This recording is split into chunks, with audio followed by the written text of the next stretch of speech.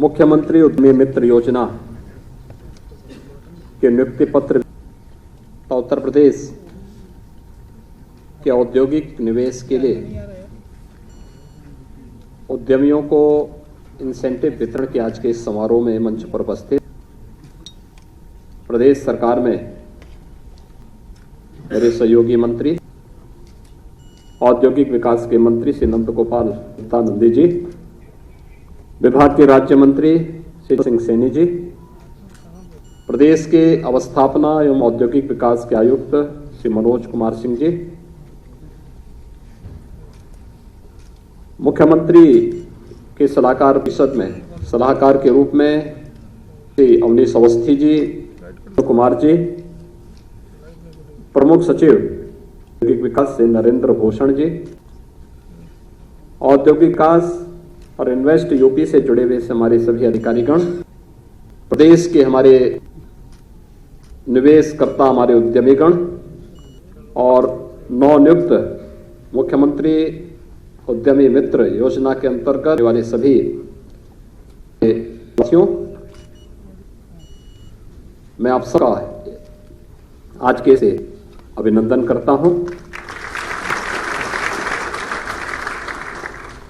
है कि आज प्रदेश के अंदर नियुक्ति पत्र वितरण के इस कार्यक्रम में 102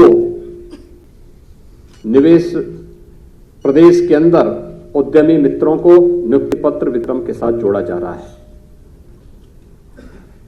साथ ही जिन निवेशकों ने उत्तर प्रदेश में निवेश किया और सफलतम निवेश के बाद उनके इंसेंटिव वितरण के कार्यक्रम 30 करोड़ रुपए से अधिक इंसेंटिव वितरण के कार्यक्रम यहां पर संपन्न हुए हैं।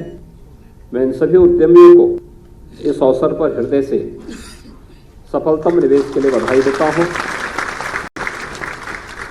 प्रदेश के अंदर सफलतापूर्वक चयनित मुख्यमंत्री उद्यमी मित्र योजना के अपने निवास साथियों का मैं हृदय से अभिनंदन करते हुए नियुक्ति के लिए उन्हें बधाई देता हूं, उनके परिजनों को बधाई देता हूं।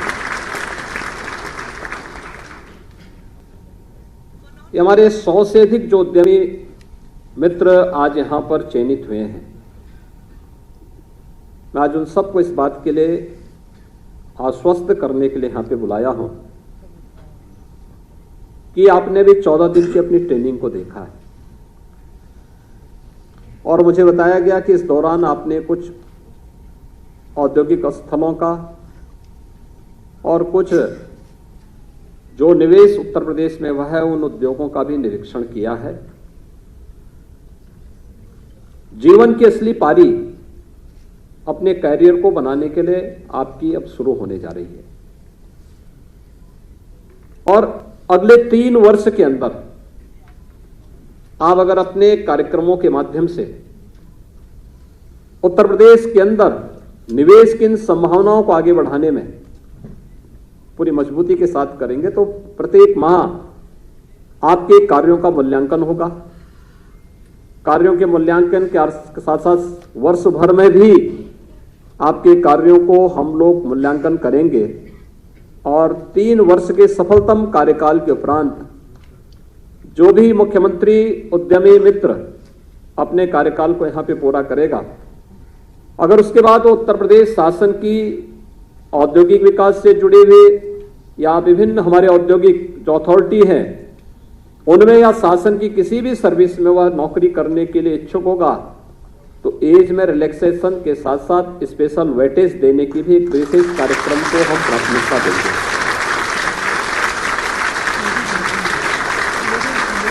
मेरे लिए यह इसलिए महत्वपूर्ण है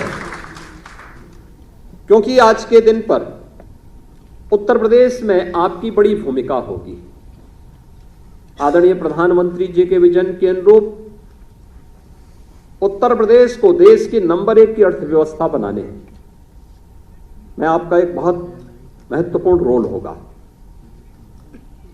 ईज ऑफ डूइंग बिजनेस के लक्ष्य को प्राप्त करने के लिए यह केवल एक वाक्य न बने, ये केवल एक सेंटेंस न हो, बल्कि जमीनी धरातल पर हम उसको व्यावहारिक स्वरूप भी प्रदान कर सकें।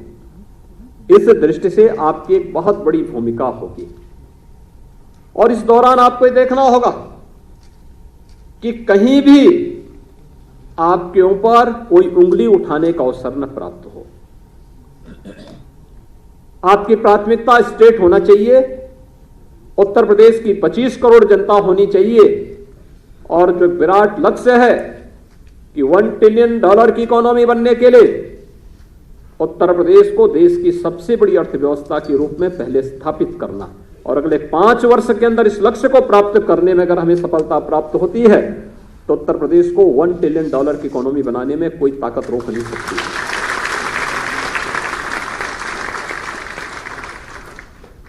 आज जैसे हम लोगों ने उद्यमी मित्र नियुक्त किए हैं,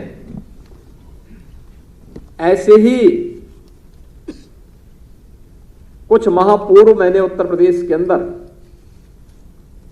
लगभग 1 वर्ष पहले हम लोगों ने चयन किए थे एस्पिरेशनल विकास खंड के लिए सीएम फेलोशिप योजना के अंतर्गत प्रत्येक विकास खंड में कार्य करने वाले ऐसे युवा जो उस विकास खंड में जाकर के उस विकास खंड को आकांक्षी विकास खंड से उभार करके एक सामान्य विकास की प्रक्रिया के साथ जोड़ने वाले विकास खंड के रूप में, ब्लॉक के रूप में स्थापित करने में योगदान दे सकें। और मेरा एक्सपीरियंस बहुत अच्छा है। मैंने यद्यपि नियोजन विभाग में प्रतिमाह उनके कार्यों का मूल्यांकन हो रहा है, मैंने भी नियुक्ति के बाद एक बार उन्हें मुख्यमंत्री आवास में बुला करके उनके साथ अपना संवाद बनाया था, और मैंने उनसे पूछा था प्रत्येक से कि भाई आखिर आप क्या कर रहे हैं, कैसे आप कार्य कर रहे हैं। सबसे बड़ी बात यह है कि जो 100 हमने एस्पिरेशनल विकास खंड चयनित किए थे प्रदेश के अंदर, ये नीति आयोग के पैरामीटर और उनके इंडिकेटर के आधार पर हमने चयन किए थे।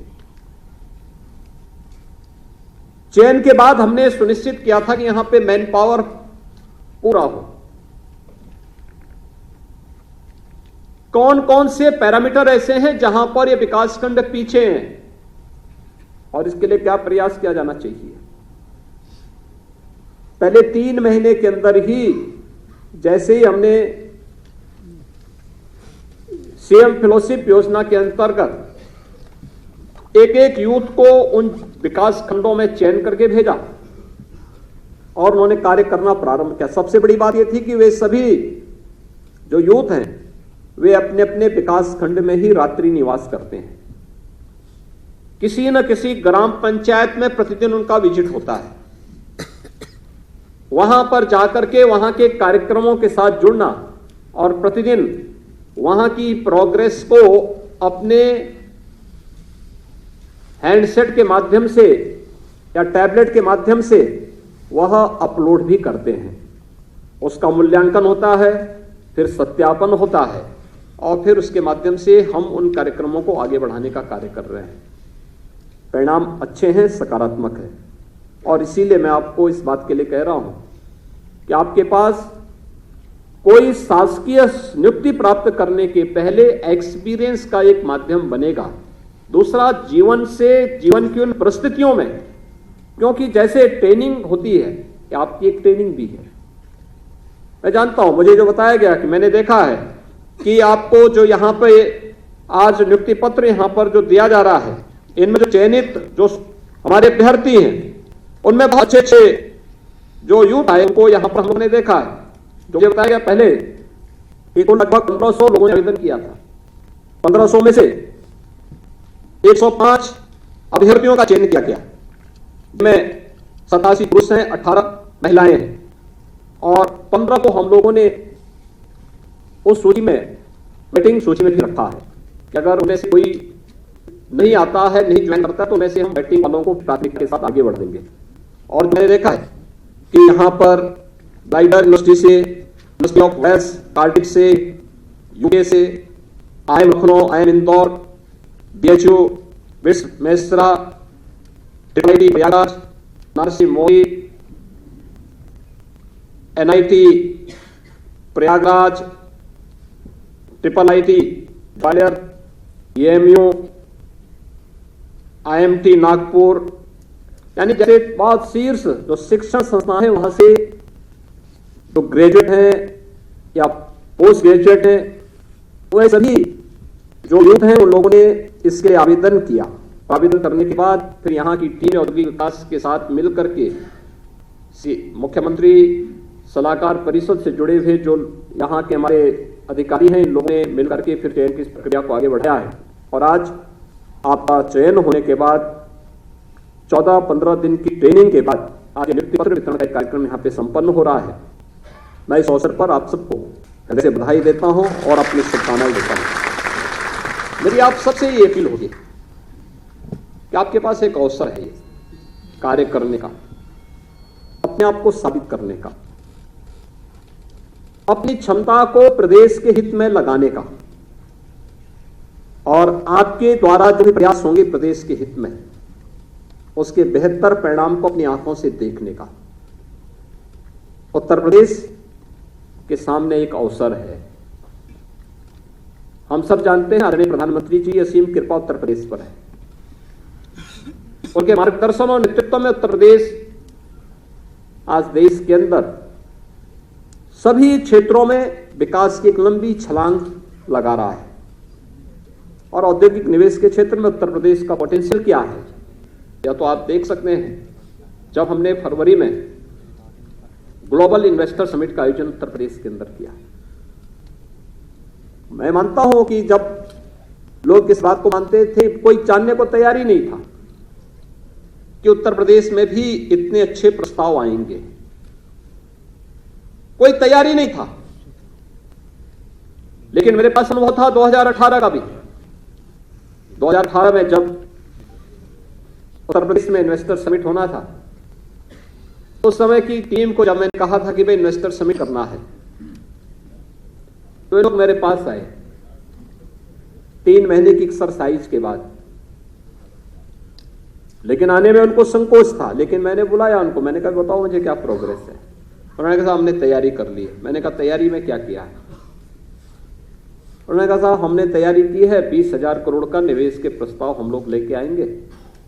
तो मैंने कहा नाम क्या दिया है? कहा ग्लोबल इन्वेस्टर समिट।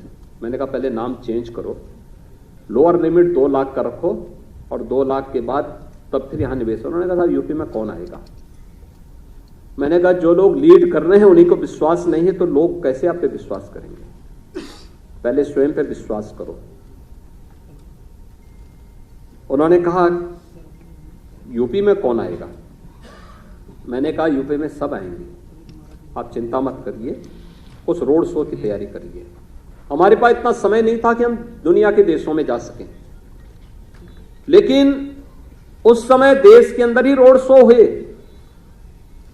और रोड शो में मैंने उन टीम को भेजा, मैंने कहा आप लोग जाइए, अलग अलग राज्यों में जाइए, उद्यमियों से संवाद करिए, बातचीत करिए, पॉलिसी बनाइए। कुछ कार्य हुआ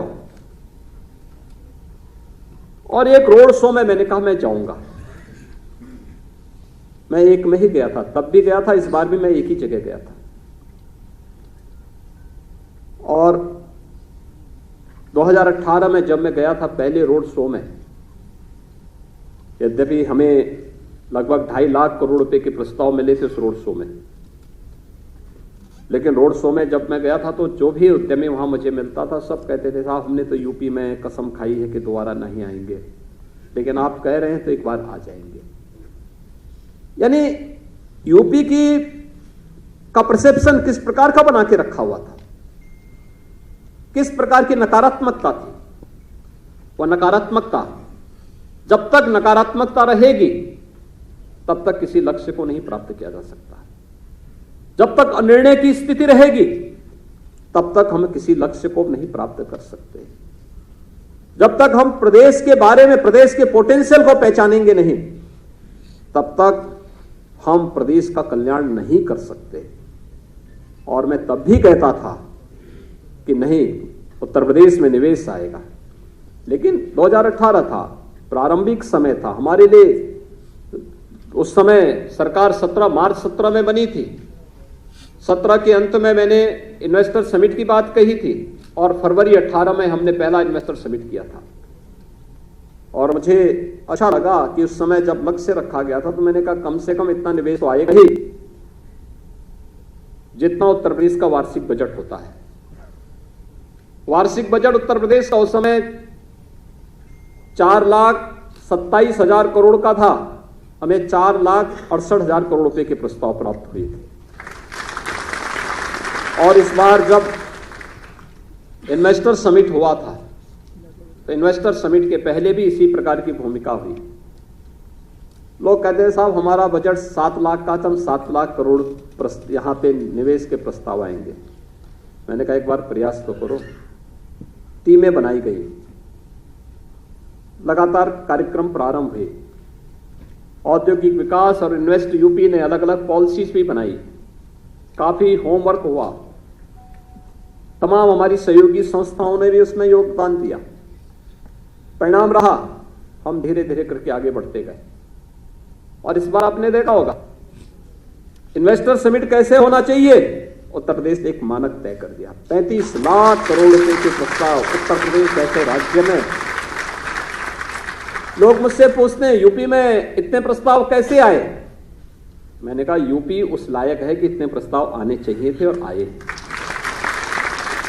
यूपी की साइज, यूपी की जनसंख्या, यूपी की पोटेंशियल इस अनुरूप है कि 35 लाख करोड़ रुपए के प्रस्ताव यूपी को मिलने चाहिए थे। बहुत सारे लोगों को लगता था कि आंकड़े फेक हैं। उन लोगों ने अपने तरीके से उस पर काम करना शुरू किया और बाद में फिर 5वें दिन 7वें दिन मुझे फोन करके बोलते थे नहीं साहब हमें अच्छा लगा कि ऑर्गेनिक है। मैंने कहा यहां इनऑर्गेनिक कुछ होता ही नहीं, जो भी होता है ऑर्गेनिक ही होता है।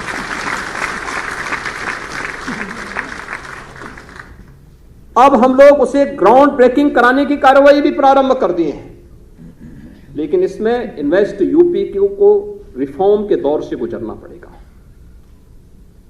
औद्योगिक विकास में और भी रिफॉर्म करने पड़ेंगे। हमें हर महीने अपने उद्यमियों के साथ संवाद बनाना पड़ेगा। देश और दुनिया के उद्यम के साथ हमारा एक पद होना चाहिए।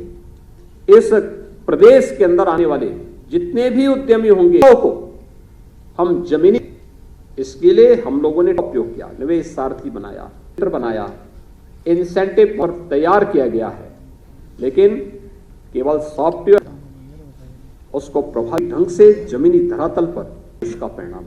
जैसे आज इंसेंटिव वितरण 232 इंसेंटिव वितरण उद्यमियों को आज यहां पर उद्यमी को कार्यालयों के चक्कर न, छोटी छोटी बातों के लिए रिफॉर्म करने की तैयारी करना है। उसमें हमें रिफॉर्म करने की तैयारी करनी चाहिए। राजस्व से जुड़े हुए मामले हो, चाहे वह पॉल्यूशन से जुड़े, अब ये जुड़े हुए उन मामलों का समाधान होना चाहिए। बेहतर प्रयास को आगे बढ़ाने विगत 6 वर्ष के अंदर जो आज उसके परिणाम हम सबके सामने।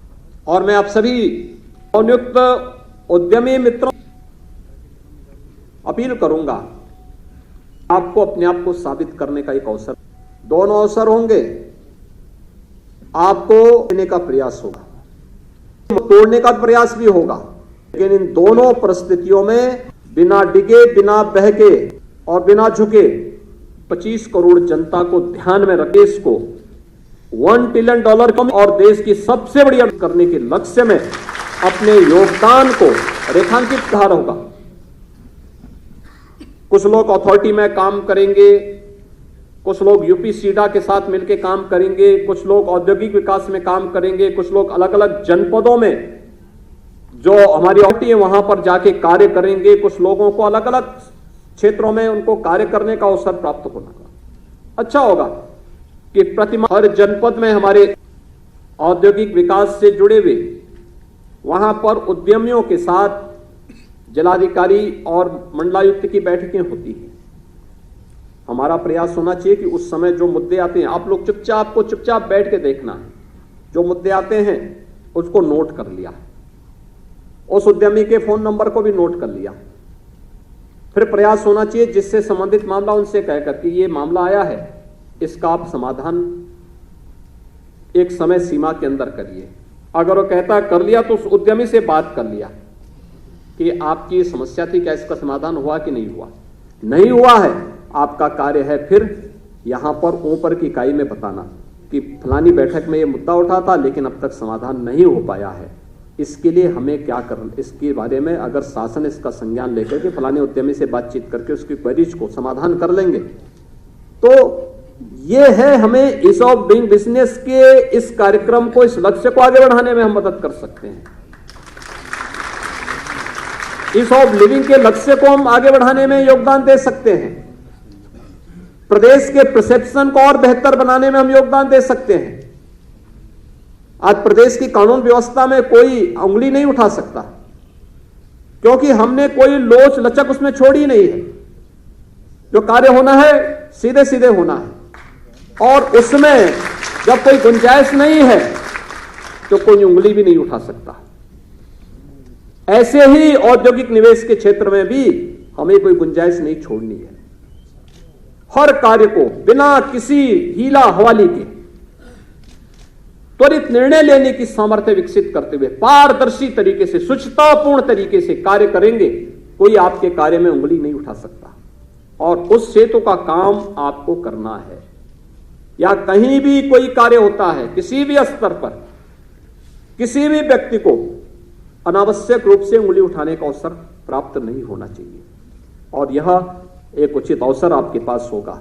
और मैं आज के इस अवसर पर आपको इस बात के लिए आश्वस्त करता हूं कि राज्य सरकार, आप राज्य के हित में कार्य करेंगे तो राज्य सरकार आपके हितों को भी प्राथमिकता के साथ आगे बढ़ाने का कार्य करेगी। मैं जानता हूं प्रारंभिक समय में जो आपको मानदेय दिया जा रहा है, मानदेय की राशि मत देखिए।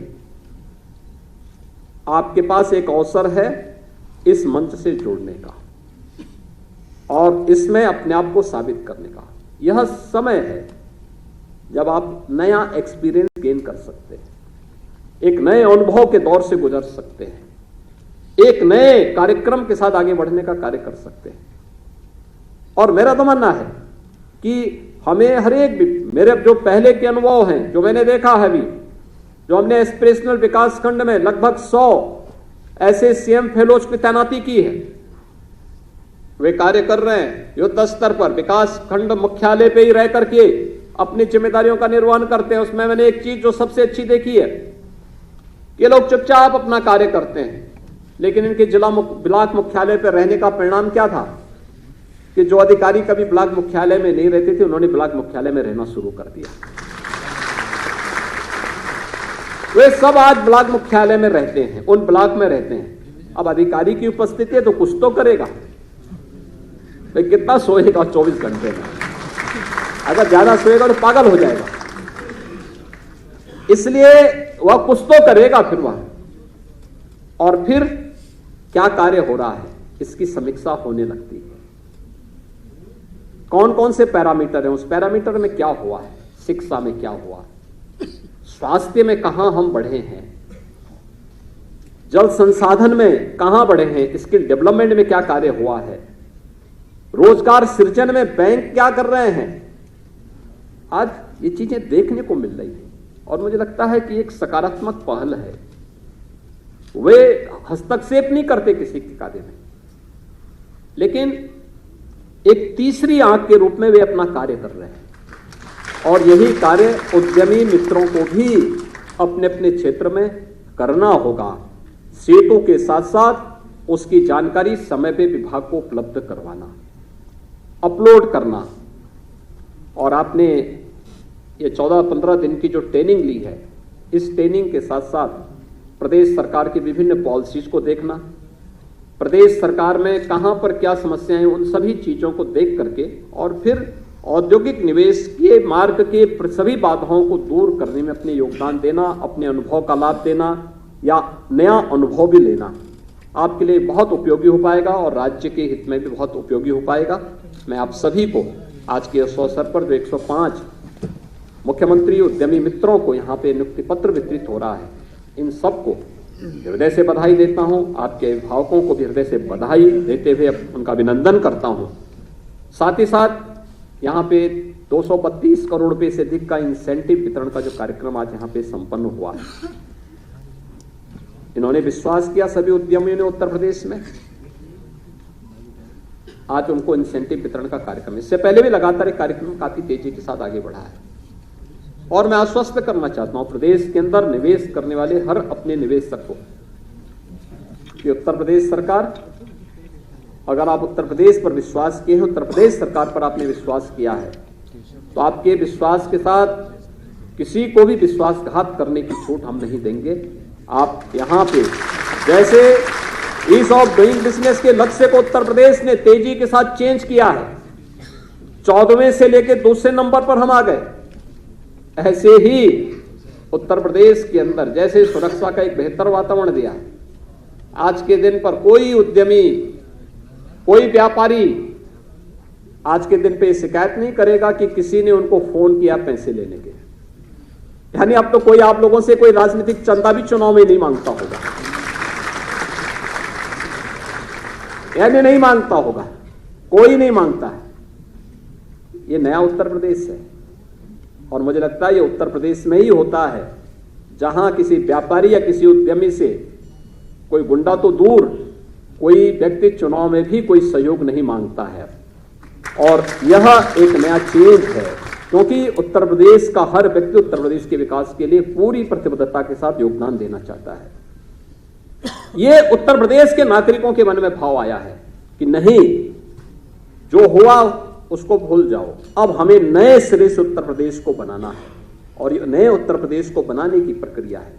कोई भी दल हो, कोई भी व्यक्ति हो, किसी भी पार्टी का हो, लेकिन आज के दिन पर यह जो चेंज आया है, ये उसका उत्तर प्रदेश के प्रति योगदान के रूप में आप मान सकते हैं। और मैं आपको आश्वस्त करता हूं कि उत्तर प्रदेश में यह चेंज आपको निरंतर लाभ देगा। इसलिए अधिक से अधिक निवेश उत्तर प्रदेश में करिए, रोजगार का सृजन करिए और सीएसआर की निधि का उपयोग उत्तर प्रदेश में ही करिए, क्योंकि यह आपके लिए महत्वपूर्ण होगा।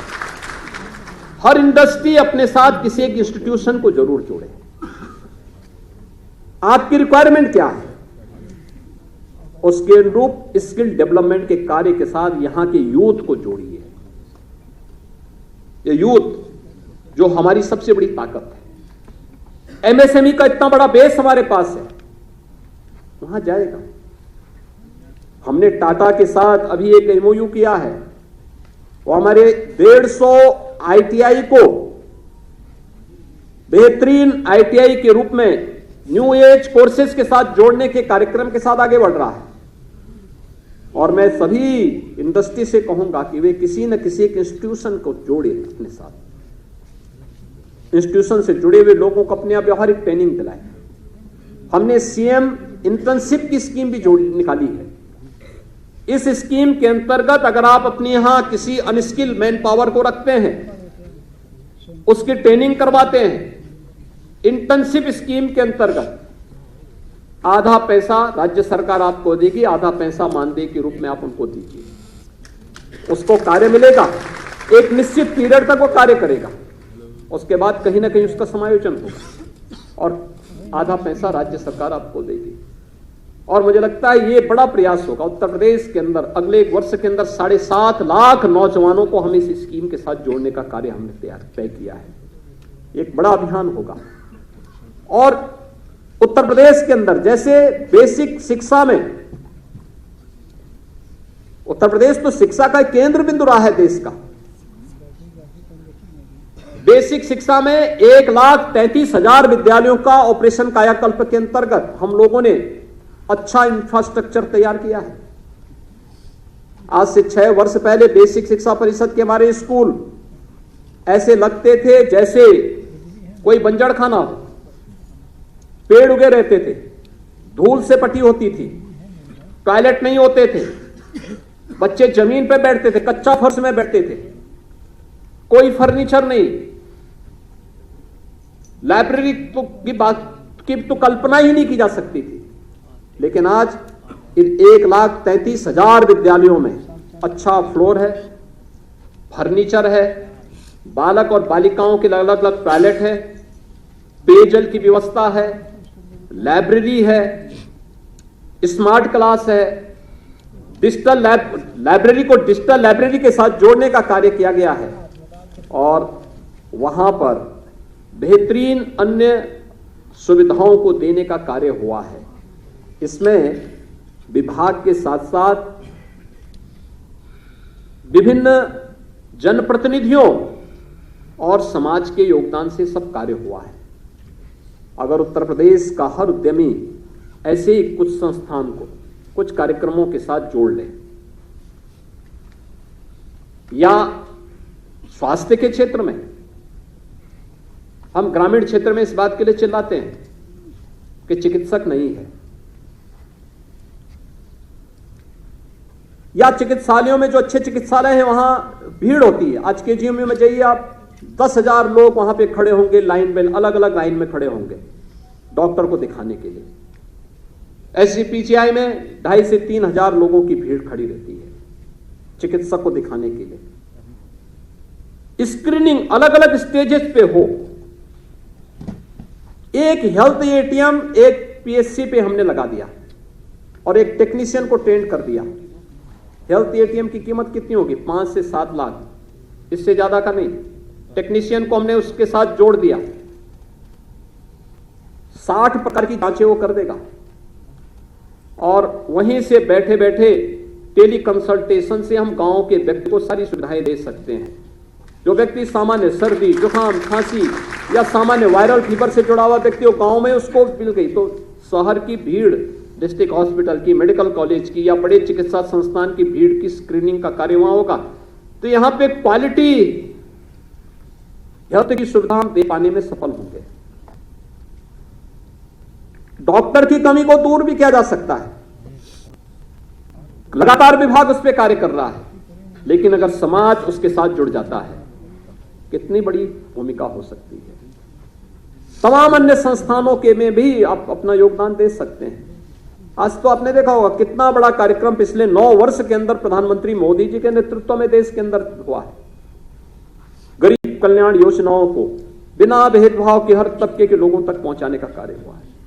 ये जो कार्य हुए हैं, इन कार्यों के साथ अगर हम भी जुड़ करके, समाज भी जुड़ेगा, उद्यमी भी जुड़ेगा, तो इसकी गति और तेजी के साथ आगे बढ़ सकती है और हमें उस कार्यक्रम के साथ अपने आप को जोड़ना होगा। इस विश्वास के साथ मैं एक बार फिर से मुख्यमंत्री उद्यमी मित्र की नियुक्ति के साथ जुड़े हुए सभी युवा साथियों को हृदय से बधाई देता हूं। जिन उद्यमियों को सफल निवेश के बाद यहां पर आज उनका इंसेंटिव प्राप्त हुआ है, उन्हें भी मैं हृदय से बधाई देते हुए उनका अभिनंदन करता हूं। धन्यवाद। जय हिंद।